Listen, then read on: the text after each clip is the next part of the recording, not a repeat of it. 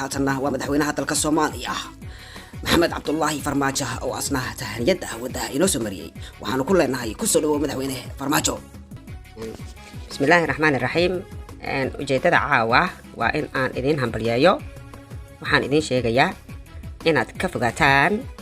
shisheeyaha iyo adeegsigiisa sida ninka dhiigayga ah ee hadda ku jira qadka fanaaniinta Soomaaliyeed waa in ay ujeedadooyinkooda bedelaan kana digtoodaan tagista dalalka shisheeye sida hadda Sharmaboy u tagay Djibouti uguna soo haysay shisheeyaha inay wadanka joogaan oo heesaha wadaniga badiyaan annaguna ka dawlad ahaan waxaan diyaar u nahay inaan idin taageerno even anagoo saqxada joogno ama isku daya idinkana inaan si iska wax u qabso ah nagu soo taageertaan oo aad soo badisaan heesaha wadaniga intaas kadib madaxda TV waxaan idin leeyahay idinkana ka qayb qaata dib u dhiska dalka hambalyo ayaa idin leeyahay ku soo dhawaadana Soomaaliya